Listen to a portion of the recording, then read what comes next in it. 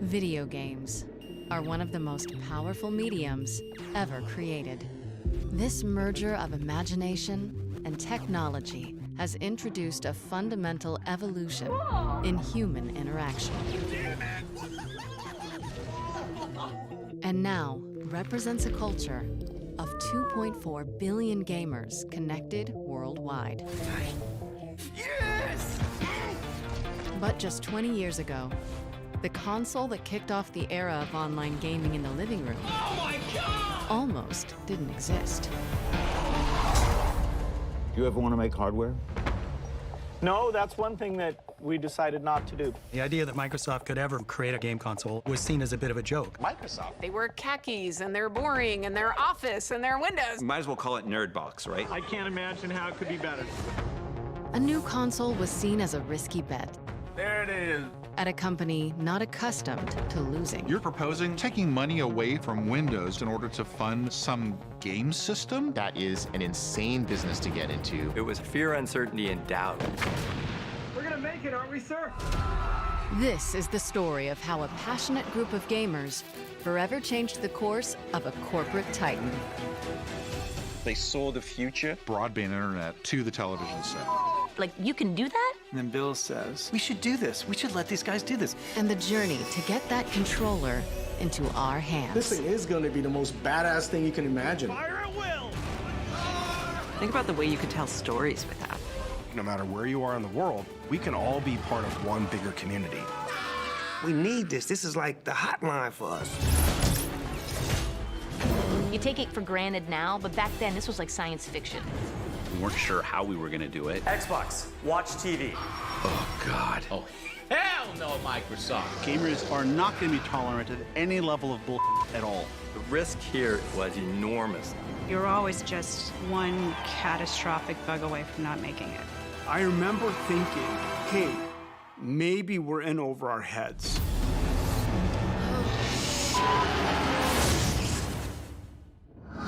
There's a new contender in the video game wars. Xbox is going to be the future. Truly the future of video games. Xbox. Taking over the living room. Limitless, connected digital entertainment. You guys never understood. The company is going to face fierce competition. Sniper! It's a ticking time bomb. Makes me very nervous to actually play this for you. Xbox getting a major overhaul. A bold vision for the future of gaming.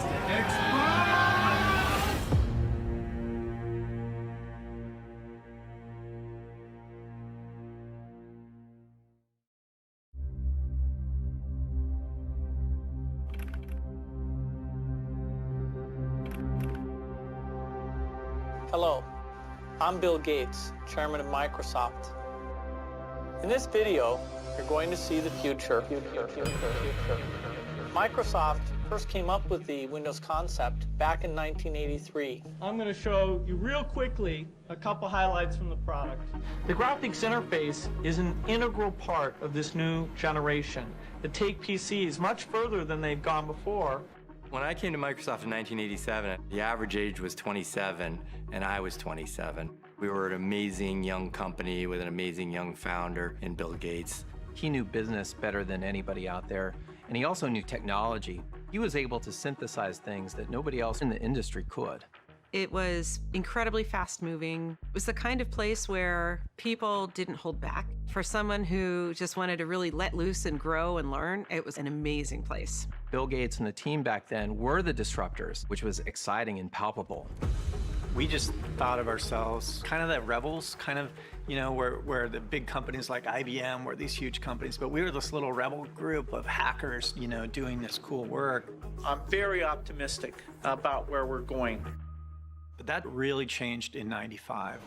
Windows 95 has taken over computer stores. They were online in the middle of the night. Personal computer users packed into stores dying to get their hands on one. When Windows 95 launched, it was like a coming out party for the whole company.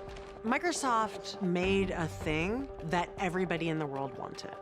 was like air to me. It just was. It existed, and you needed it. Today's world, you can't make it without a computer. It has thousands of programs that some of us may need. I can run 3 or 4 applications at the same time. Windows 95 is so easy, even a talk show host can figure it out. By the late 90s, Windows was dropping $1 billion to the bottom line every month. 3, 2, 1, It was the most profitable business in the history of the human race. I don't think there's ever been anything remotely like it unless you count the Spaniards going to the New World and like literally hollowing out a mountain made of silver. Microsoft, which has a business relationship with NBC, is the most powerful engine in the new age of computers, a giant cash machine, and it strongly disagrees with the government. In the late 90s, we were sort of the bad guys, the Death Star. The perception of Microsoft, I think generally, was not great. They were in the middle of the Justice Department monopoly issues.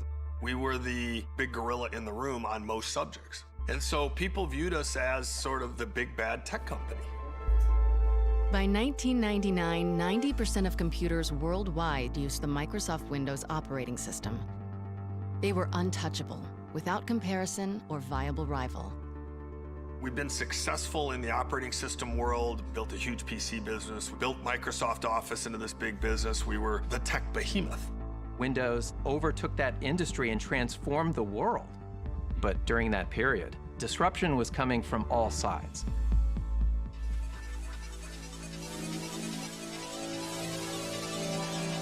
For decades, Sony had been a Japanese electronics giant with a history of producing personal and home entertainment hardware. And then, in 1994, Sony struck gold with the PlayStation, a gaming console with unparalleled success. The launch of PlayStation really thrust gaming into popular culture in a big way. And Sony saw an opportunity for gaming to be even bigger and touch entertainment. What Sony discovered was a console was really a Trojan horse to the living room. And once that device got into the living room, it could be a multimedia entertainment device. Sony was putting different things into the home. They're putting a hard disk here in like a DVR. They're putting memory here. They're putting a processor here. And if they could connect all those things together, it would be a computer, a potentially existential threat to Microsoft. Without further ado, let me introduce to you the next generation PlayStation technology. Even before Sony launched PlayStation 2, they were just creating this perception of inevitability. PlayStation 2 was the next big thing, and anything in its way was going to get crushed. They said our new PlayStation is so powerful that it's going to replace the PC. Sony was showing a slide at trade shows and to our customers of a future home that was full of PlayStations and didn't have any PCs in it. Which was like shooting cannonballs over Microsoft headquarters. It was an incredibly arrogant thing for them to do, but it was pointed too. I mean, that was a very serious threat. In the 90s, Microsoft was a paranoid place. And when somebody said Sony's going to put a PC in the living room, that got everybody's attention. And if Sony was at the point of locking down the living room, what was Microsoft going to do?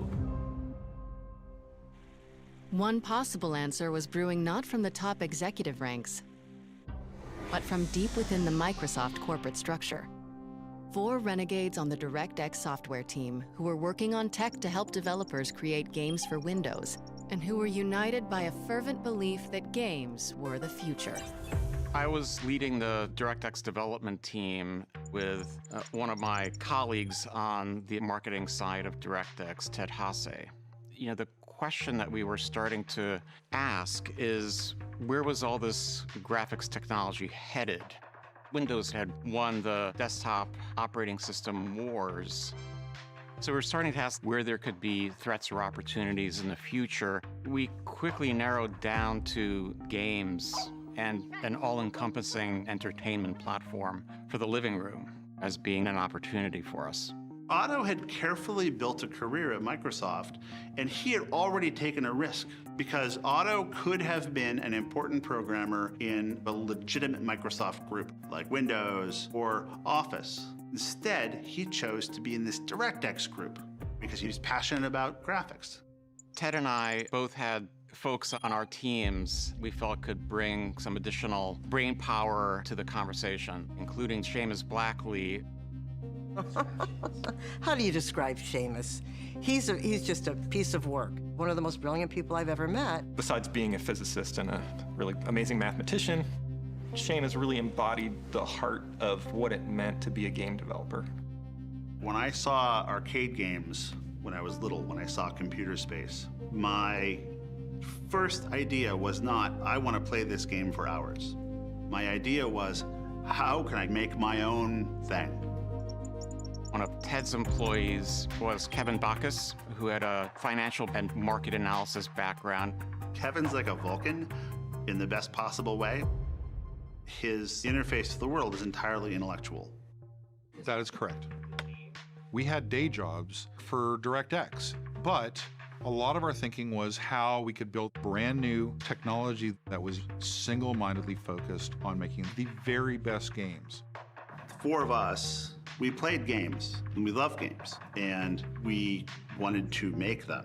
That really meant something for us. They were working on DirectX, a set of software tools that standardized game development across PC hardware, and which was readily embraced by PC game developers. But the team saw a way to push DirectX further, with an idea that could revolutionize the foundation of console game development. With Windows and DirectX, we have the platform that everybody wants to do the work on to make the games. We already have the entire infrastructure of everything you need to create all this technology sitting on our platform. If we could only create a single hardware standard, a box designed just to run DirectX. It gave us the idea that we could produce better games than Sony and Nintendo and Sega. At that time, Japanese game consoles had very proprietary chipsets, and they just didn't work very well for, Western developers. The instructions on how to use it would be in Japanese. What the DirectX group was proposing was, there's a better way to do this. We're going to use PC architecture that you're familiar with, which is just going to work out of the gate, so they could spend more time crafting and building their games. They had an incredibly developer-friendly story. You already know how to write these games. If you've written them for PC, you can write them for console as well. That message is pretty powerful.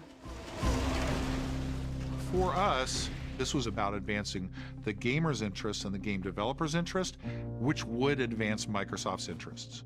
So we decided that this was the right time to try to build support for the idea of Microsoft building a game console. At the same time, nobody ever believed that Microsoft would actually have the audacity to attempt such a thing.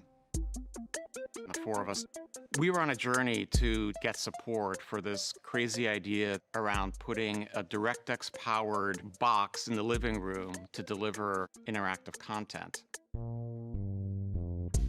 We were trying to crash meetings and get traction on this thing. We were an annoyance. Nobody knows who the hell we are. And we were constantly discovering super important people who were roadblocks or who wouldn't get it and who didn't think games were important. You're proposing taking money away from Office development in order to fund some game system? These people dreaded having meetings with us. No surprise, displacing the stated direction of a company at the scale of Microsoft was not a trivial undertaking. Realizing that who you knew inside of Microsoft was at least as important as what you knew, we brought in the guy who could try to build support for the idea of Microsoft building our game console, Nat Brown. I had a lot of time spent talking with different teams and working with kind of long-term strategic planning. Nat had an incredible network of connections. He opened up a lot of doors for us. Nat was sort of like our Obi-Wan Kenobi, this wizard figure who would show up and go, oh, I know who you need to call. You need to talk to the guys in this division or that division. He knew the structure to Microsoft. It's been nothing but a fight to figure out how the place works. One of the first things Nat said was we needed a proper code name. something that would plant in people's head and take on a life of its own. Nat said, well, isn't it really a DirectX box in the living room? I'm like, yeah, it's like a DirectX box. That's what it's about. And we just put up on the board, let's call it the DirectX box. So we had this awkward thing in our mouths all the time. There's a DirectX box. And I remember saying, that's too long, it's just Xbox. And we liked that.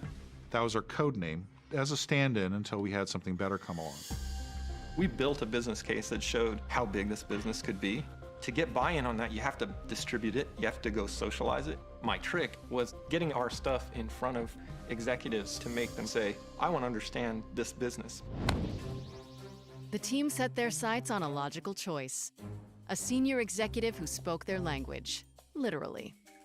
Yeah, I'll play real quick. Ed Fries was a Microsoft lifer. He joined as an intern. Ed had been critical in the development of Office, one of the biggest franchises, even at that time, that Microsoft ever had. He had this passion for games. He loved games. He programmed a game at a very early age. When most high schoolers were getting their first minimum wage jobs, Fries was already cashing royalty checks from his first game. So let's take a look at this high-quality product. A clone of the hit arcade game Frogger, aptly named Froggy. Highly original, as you can see. Yeah. When I left Office to go run the games group, people told me I was committing career suicide. Thank you, that's it. Good night. They said, why would you leave Office, one of the most important parts of the company, to go work on something no one cares about? And when I got there, running the games group, I found out they were right. No one cared about what I was doing, and that was awesome. In '95, the games group was really small. It was like 20 people. In a lot of these tech companies, there's not as much respect given for those other disciplines. Microsoft at the time didn't care very much about games. I think we were just more of a hobby. We were gamers working in like the bowels of some Microsoft corporate building. Our goal at the time was to push Windows as a gaming platform. I always felt like I was doing underdog stuff, and that's actually what I really enjoyed. I enjoyed trying to bring Microsoft from behind in PC games. After Windows 95 launched, we had to wear these t-shirts that said, Microsoft knows games. You know, it was obvious we didn't really know games, otherwise we wouldn't have had to put it on our shirt, you know what I mean? Choose your favorite form of world domination in Age of Empires. But after a couple of years, we launched Age of Empires. It was kind of crazy what a fascination that game became. And it was one of the signature PC strategy games for years. That was actually a huge success for us, and we started to do some acquisitions, and we were growing our publishing business. As we started to ship more quality games, we finally got to the point where we were respected in Microsoft, and people were like, okay, Microsoft actually does know what it's doing when it comes to games. Ed took a broken games business and fixed it and made it profitable and found a way to do it at Microsoft. These are difficult double black belt Aikido corporate moves. Steering the tiny PC games division into a profitable department had won Ed the trust of Bill Gates. And yet, Fries himself wasn't satisfied. Our PC market share was growing into the teens, and at the same time, we weren't doing anything in the console space, and that, to me, seemed like a bit of a waste. You know, there was this huge market out there. One day, these guys from the DirectX team walked into my office, and they pitched me on this thing, the Xbox, and basically what they pitched was a disguised PC. I thought, oh, this is great. This is like a bridge for me to get to the console business. This box that will run a native version of DirectX, which is the part of Windows that's really focused on the game developer, was revolutionary. It's going to be easy to port to this machine, easy to take my games and make them run. Unlike running on PlayStation at that time or a Nintendo machine that were just very alien hardware compared to a PC. Ed understood all this game development is happening on the PC. We wanted to make a console that was specifically designed to be easy and fun to make games on. And if the most creative people did their best work on your platform, that's really good business. That's a good idea. Basically, I said, you know, I'm in. I like this idea. I want to help you guys. The DirectX team, these were troublemakers, upstarts. They didn't have these reputations that Ed had as sort of born and bred to work at Microsoft. They didn't really have any political clout within the company. It was, I think, a big win for them to get me on their side, from my point of view. This unlikely alliance would bring the Xbox team closer to the biggest test of all, pitching Bill Gates. And that opportunity would come sooner than anyone expected.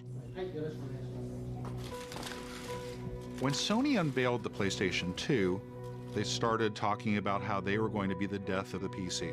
A new concept that we'd like to introduce going into the next century, our EE, the emotion engine. It was like, what a great name. Holy crap, you know, an emotion engine. And our new CPU architecture significantly outperforms even the fastest Pentium 3 architecture that's in the market today. They showed beautiful fighters, models twirling around. They showed 1,000 delicate rose petals falling from the sky to show just how many polygons, just the raw math that this behemoth of a device could process. And guess what? It's got the power of 1,000 suns behind it. For Microsoft, that really crystallized what the stakes were. And Bill asked the DirectX team to do an analysis of these claims that Sony had made. As you can imagine, getting on Bill's calendar was next to impossible. I felt a huge sense of pressure to make things happen and make them happen quickly. Otto and Seamus provided a fantastic breakdown, very technical, what the emotion engine did and did not do, which claims were true, which claims were exaggerated.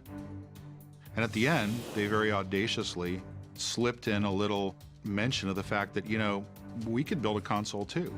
And we put together what we thought at the time was a pretty compelling argument. Gates had been curious about the viability of a Microsoft console, but it wasn't until mid-March of 1999, just 1 week after the formal announcement of the PS2, that the possibility was finally starting to percolate amongst the company's elite at its annual leadership retreat. Semiamu was Bill Gates' annual Think Week to think about strategically what sort of projects did they want to greenlight. One of the programs that you do at this 3-day offsite is a idea generating effort. We all sat in a room and people could propose a topic for a breakout. We would write down a question and we'd stand there with our question in front of us. People moved around and everybody voted what topic they wanted to work on.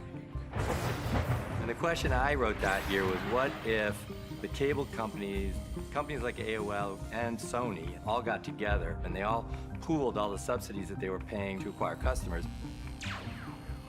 They could put out a box for free because it'd be so ubiquitous and so highly wanted. That's all I said. If they could get it into the home as a game console, it would be like the comet that hit the Earth and wiped out the dinosaurs, meaning the Windows PC. I got a big line of people behind me on that one, including Bill, and off we went to start talking about it for a couple hours. And so we had a sort of a 2-hour thrash on pros and cons of video game console. What was the state of play with Sony? And coming out of there, Gates just called it. He wanted me to look into what we should do about it. Thompson's big question resonated with Gates, and a call went out to the entire company looking for anyone who could answer. It was sort of an all-points bulletin to senior managers all over the company saying, anybody working on any of this kind of stuff?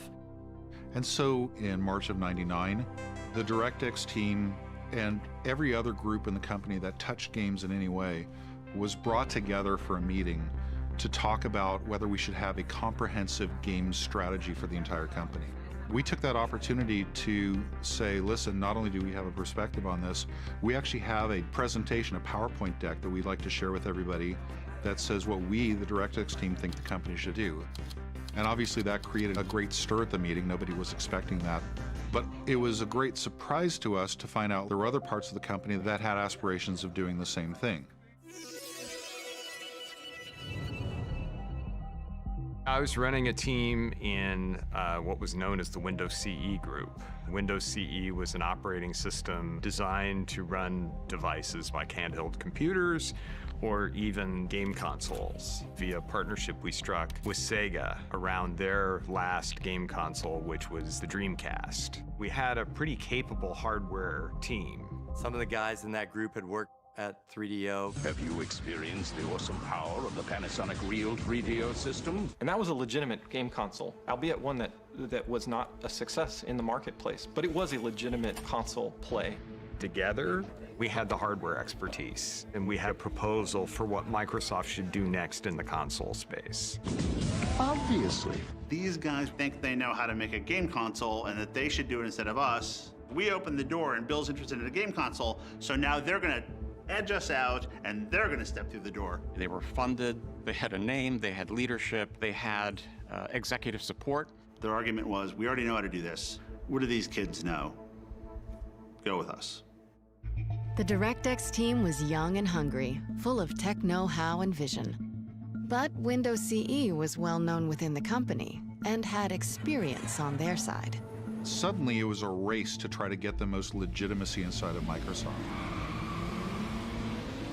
where the winner was going to be the one to bring a game console to market. And it came to this big battle with Bill. It was what Microsoft often seemed to do, which is pit two groups of smart people against each other. Classic Bill Gates move. The stage for the cage match was set. The DirectX and Windows CE teams would battle for the right to make a Microsoft game console in front of founder Bill Gates. To the victors belonged the spoils.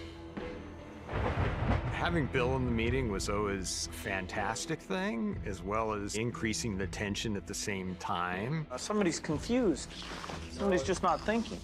He was legendary. If you went in and you're full of shit, you get shut down. No, you don't understand. You guys never understood. You never understood the first thing about this. So, we tried really hard not to be full of He is brilliant, but it was a very aggressive, male-dominated culture. Lots of expletives, super, super smart, but man, if you said something stupid, Well, I'm done.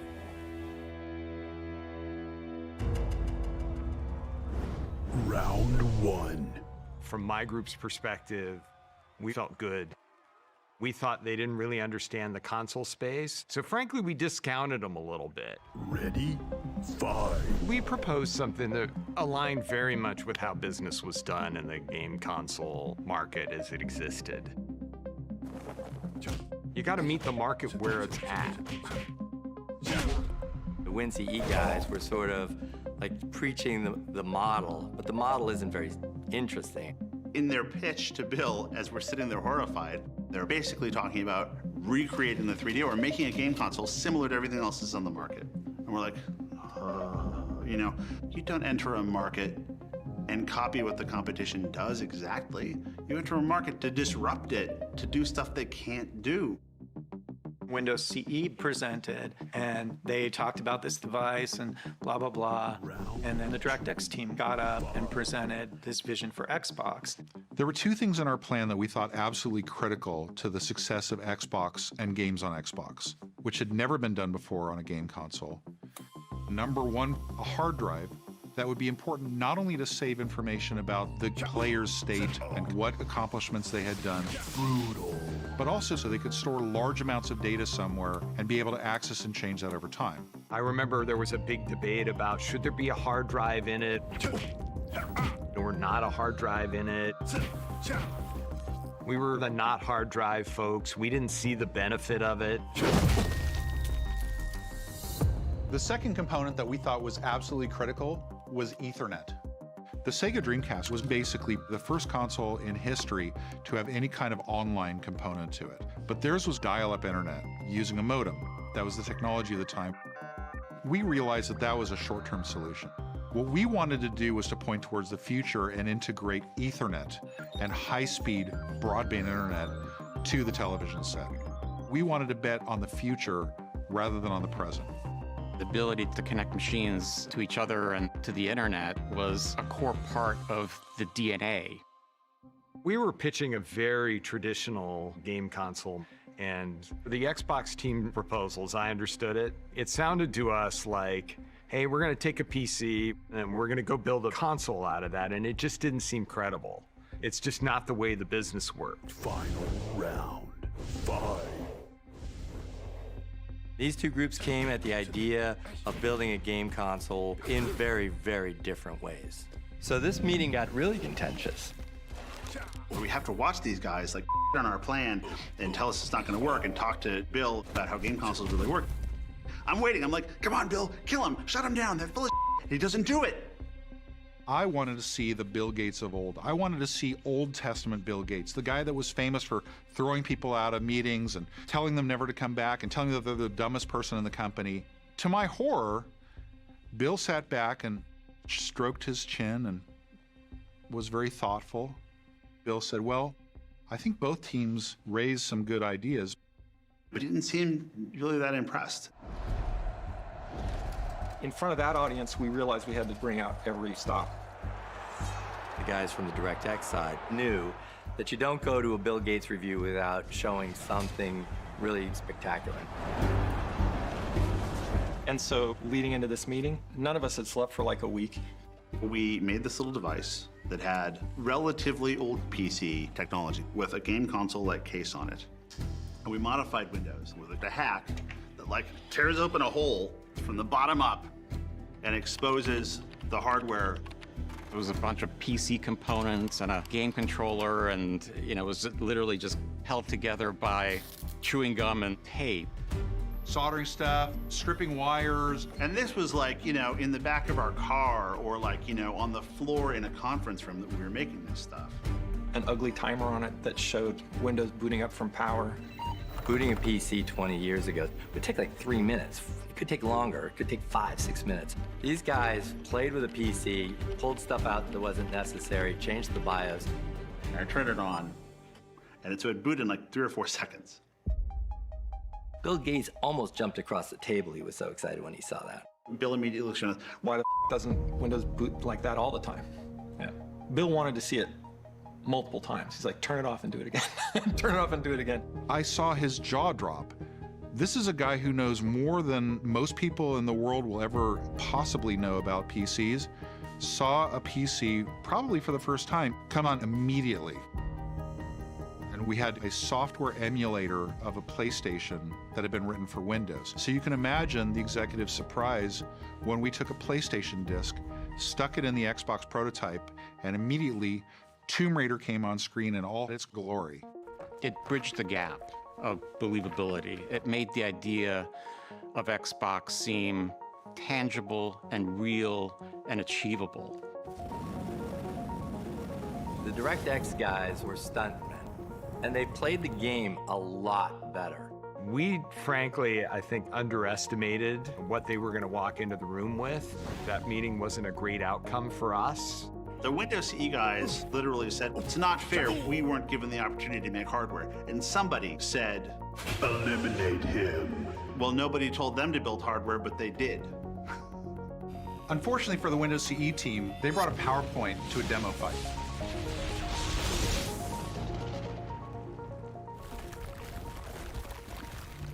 Looking back on it now, I really do think that Bill looked at us and saw some aspect of himself or the early days of Microsoft, and that's what he thought was going to work. Bill's reaction was, you guys are proposing that it's doing good things for Windows, and it's based on Windows, and we get Windows in the living room. That all makes sense. You're proposing that we spend $500 million on it. You need to make this presentation to Steve. How much do you think this advanced operating environment is worth? Wait just 1 minute before you answer. Watch as Steve is one of the most enthusiastic and energetic people I have ever met in my life. That energy and enthusiasm that you see on stage is 100% authentic.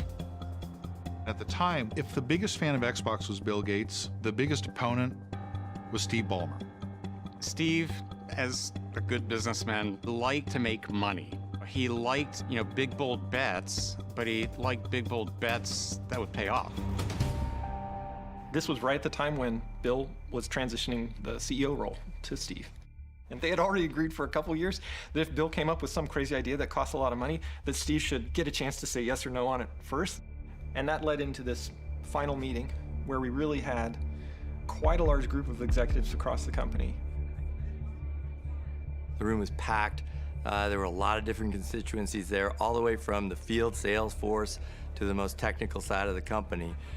You had a lot of people very, very interested. Steve's a big guy. Bill's in there. And you're in there with these two super famous guys who hold your destiny. And Steve is really upset. that we wanted to take this risk. Ballmer understood very well where Microsoft's bread was buttered and where the money came from. We were a company known for productivity software. He didn't want some video game, or even the fact that we made video games, to threaten the very lifeblood of the company. Steve looked at the Xbox idea and saw insanity. He went to his whiteboard and he said, okay, what's this going to cost? What's the hard drive going to cost? What's the Ethernet port going to cost? What's the graphics chip going to cost? And he totaled it all up and said, there's no way you guys, what's your reserve for returns? Reserve for returns, what does that mean? Well, we freely admitted that we didn't understand the first thing about hardware, but we were gamers and we were game developers. Our entire careers have been built around games. We knew that 3D gaming was taking off and online gaming was just around the corner. And the best and brightest in the game development world, they were moving all their thinking from the PC to consoles.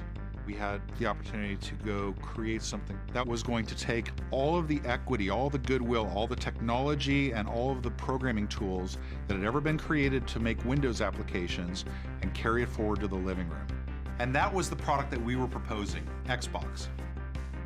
Looking back at that moment, what Steve and Bill were seeing was the future passing Microsoft by. You know, Microsoft was thought of as this dominant company of the era, but success or even survival was anything but preordained. If Microsoft didn't grab this opportunity, that Microsoft would be on the wrong side of the future of tech. It made everybody step back for a second and think. The console business was something that we needed to seize. And I think that that was where Bill and Steve realized that they needed to move forward with Xbox. An incredibly electrifying moment. We'd finally convinced Steve. Bill was convinced. They've done an outstanding job so far, haven't they? I think Bill did have a view that software running on hardware in a family room could really bring some unique experiences into the home. We could start with video games, but it could go many directions from there. It was really an opportunity to recapture the soul that Microsoft had at the beginning, to create that revolution, to create that new platform. We were going to do something no one else had done. We were going to launch a console from a software company. Microsoft had done nothing like that before. And then it became clear that there was just some really big challenges for us. At the beginning, it was about credibility. We had a task ahead of us to ensure that we were taken seriously in the game industry. This equation of power, performance, and price. You have to come correct on every single part of that, you know, to be successful. There were so many tasks that had to be done on both the hardware and software side. We realized that we needed to have a leader. It was clear to all of us that that person was Rick Thompson. He had asked the best questions, the most insightful questions. We wanted him to be part of the answers. So Rick was brought in as the seasoned senior executive who had experience in hardware with peripherals, mice and keyboards. And he had to construct a plan and a go-forward strategy. My comment at the time was, I'm not big enough for this job. But a couple days later, Steve Ballmer calls me into his office and says, let's get this straight between the two of us. This is your job now. You're making a big splash. You say you're getting into this consumer market. You know, if that doesn't work out well, it could really give the company a huge black eye, and that would be very difficult to recover from. The risk here is enormous, the amount of money we could lose on this project. And for me, it was fear, uncertainty, and doubt, because you got a business guy who's going to try to figure out a business model with my little team of people who helped me with the hardware business. You got 4 people coming over from DirectX. None of us actually knew the rules of the game that we're playing. And we basically just stood there and looked at each other and said, oh, like, now what do we do?